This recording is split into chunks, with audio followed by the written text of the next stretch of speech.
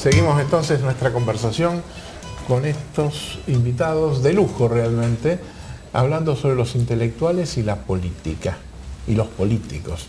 Ana, escuchaste las reflexiones, diste las tuyas, bueno, ¿y cómo empezamos a establecer pautas? Porque vos dijiste, el intelectual tiene que tener independencia. Y por ejemplo, yo recuerdo, Horacio Salas mencionó, por ejemplo, el caso de Santiago Kovaldov, uno de los filósofos realmente importantes de este momento, pero por ejemplo Santiago, en los distintos últimos años, digamos, se incorporó activamente a la actividad política y formó parte incluso del apoyo, por ejemplo, a Ricardo López Murphy. Recuerdo, en los últimos años atacó mucho al gobierno y fue tomado, también digamos, por empresarios. Graciela Fernández Mejía. Correcto, también. Entonces, ¿qué es esto de la independencia? ¿Se puede ser independiente el filósofo o tiene que ser alguien para, como decía Enrique, generar discusión? Porque veo dos posiciones distintas en este caso concreto, por ejemplo. ¿Y vas a hablar vos? No, yo no sé. Yo lo que creo es que tiene que ser independiente.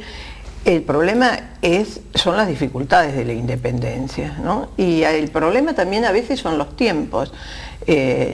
Con respecto a lo que estábamos diciendo recién, yo recuerdo, y lo tengo como uno de los libros de cabecera, La conspiración de Catilina, de Salustio, que, donde dice algo así, que el poderoso, cuando piensa que alguien le va a hacer sombra, no lo quiere tener ni al lado, digamos, simplificándolo en buen porteño, y creo que eso no es contradictorio con el hecho de que haya habido algunas personalidades políticas lo suficientemente inteligentes y lo suficientemente seguras como para acudir y promocionar y escuchar lo que le puede decir un intelectual, como sería el caso de Gaulle con Malraux, y Malraux no había dejado de ser un hombre de acción. Yo creo que ese es el caso típico. Exacto. De la función de un intelectual y la función de un político inteligente, porque pensemos que Malraux venía del PC, del Partido Comunista, y sin embargo De Gaulle, un hombre de derecha, lo llama a Malraux como su colaborador inmediato. Eso también es... Exactamente, y ahí tenés las dos cosas. Lo que pasa es que tenés que tener como una constelación de hechos que te permitan tener a esa persona que no se va a sentir acomplejado por lo que le va a decir el otro, y al otro que puede seguir pensando independientemente, con justamente el estímulo también de esa persona, pero esa constelación no se da siempre. Y además lo que sí quiero decir es repetir un poco, que también lo dije a medias, que una cosa es el filósofo y otra cosa es el profesor de filosofía, sí, bueno, ¿no? Porque acá permanentemente se presentan como filósofos o pensadores. O pensadores. El por eso pensador tiene que haber pasado por la facultad de Filosofía y Letras y tener un titulito habilitante. Ha habido gente que no tuvo ningún título. Pensar, claro. Y ha habido intelectuales que fueron absolutamente contradictorios y dejaron su huella posteriormente, al estilo, estoy pensando inclusive en formas políticas que yo considero absolutamente equivocadas. Un caso como el de Ezra Pound, que estuvo a favor directamente del fascismo, pero vos no podés desprender su poesía de la historia de la poesía, y es una poesía muy pensante. Quiero decir que son aguas que están en constante movimiento, no se pueden fijar en una estructura, y eso es lo que sucede a veces dentro de la política, que si no te fijan en una estructura, bueno, no entras. Perdón. Ahora, por favor. No, me parece que la primera pregunta que hacía Ricardo, que definamos así intelectual, porque muchas veces vamos a estar cruzados con diferentes manifestaciones de las artes y la cultura. Yo me refería a los intelectuales como aquellos que desarrollan ideas que contribuyen al avance de la civilización, en un caso determinado la comunidad argentina, en otro caso en general, que es un poco la definición francesa del intelectual. En eso tiene que haber no una simbiosis, pero deben pensar parecidos el intelectual y el político, que trabajan juntos, porque uno no estaría pensando que un político, digamos, de centro izquierda tenga como desarrollo intelectual con un grupo de sociólogos o politólogos que sean de derecha. Esto es medio inconcebible. En Malraux y De Gaulle se dio algo, era la posguerra, los dos eran combatientes, uno era, creo era que otra, también era, es un problema de grandeza de ambos. de los dos. De grandeza.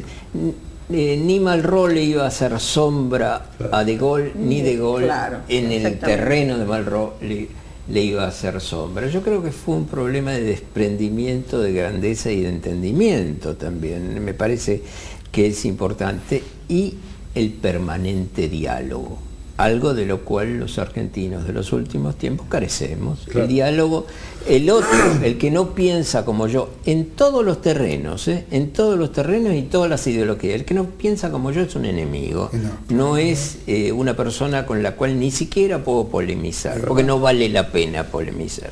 Y creo que el intelectual tiene que ser fundamentalmente un crítico, independiente, como dijo Ana, pero tiene que ser un crítico, porque si no tiene capacidad crítica está atado de pies y manos.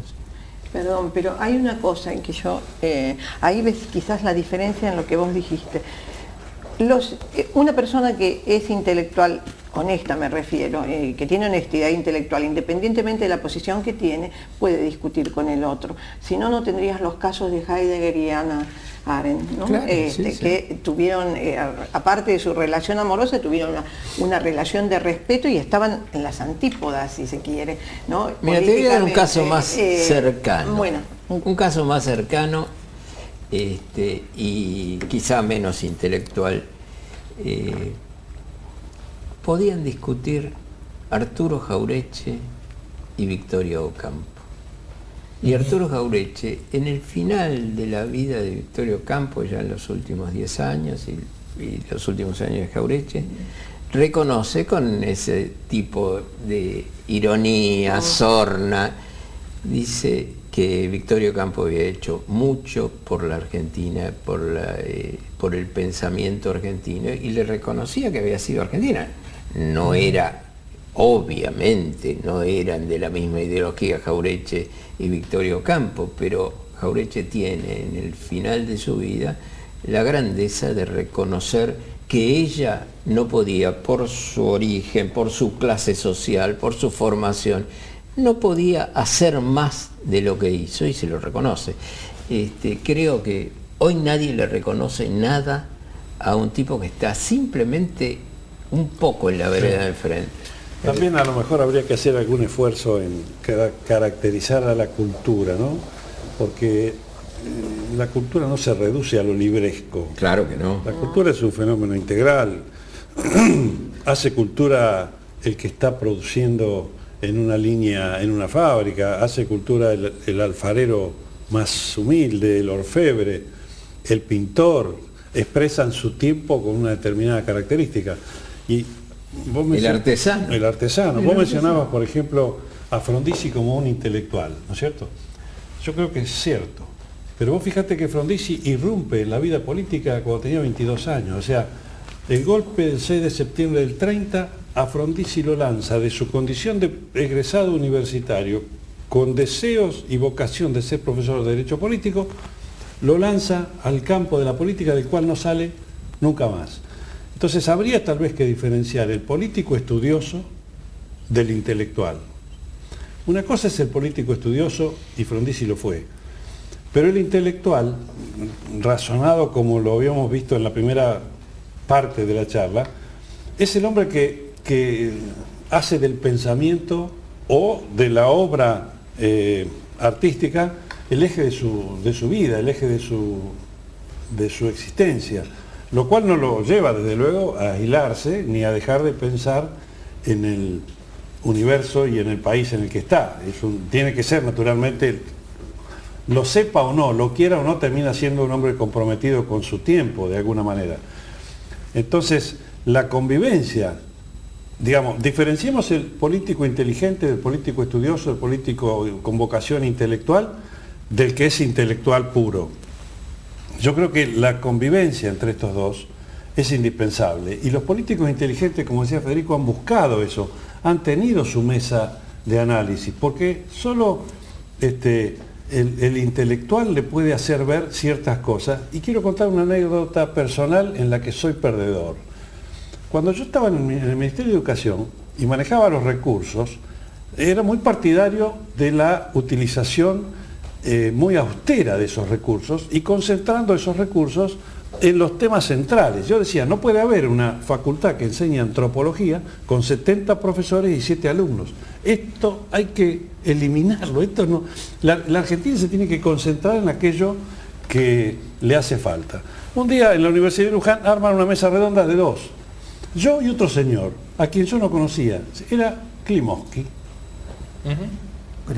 Gregorio Klimovsky. Maravillosa persona. Ah, fantástico. Viajamos juntos en una combi, me pasaron acá por el estudio, él ya estaba sentado en la combi, viajamos hasta Luján sin hablar. Caímos porque él estaba leyendo, estaba en otra cosa, y estábamos en asientos distantes, y nos ponen en la radio, se escuchaba en todo el pueblo. Y yo dije esto, de que había que ir a las cosas prioritarias. Una Argentina que tiene recursos escasos y tiempos limitados tiene que concentrarse en lo más útil que yo. Klimovsky dijo lo siguiente, escuché con mucha atención al doctor que habló de la utilidad de la inversión universitaria, pero le voy a hacer un aporte, dice. El aporte, digamos, nadie desconoce que la computación es una de las grandes novedades de esta época y uno de los grandes avances científicos. Estamos hablando año 89-90. Sí. ¿Sabe cuál es el aporte más grande que recibió la computación? ¿De dónde provino? De una lengua muerta, que es el aymara. Porque es la lengua que tiene las vocales más abiertas, no sé qué explicación me dio, que es lo que derivó en la ciencia, la técnica de la computación. Yo quedé sepultado bajo la tierra. Es decir, si fuera por mí, no se hubiera enseñado el aymara, porque era inútil. ¿Para qué una lengua muerta? Entonces, a mí me gusta contar la anécdota donde soy perdedor, y esta es una de las que recuerdo con más cariño. Claro, eso no es perder. No. Eso es incorporar otro enfoque en el pensamiento de uno. Claro. Y para cerrar en lo que les digo, porque a ustedes les gusta mucho también la música, hay un maravilloso concierto de violín, muy poco conocido, que hizo Luis Gianneo, que se llama Aymara. Es unas delicias musicales de la música nuestra, muy, muy poco conocida. Seguimos de inmediato después del corte.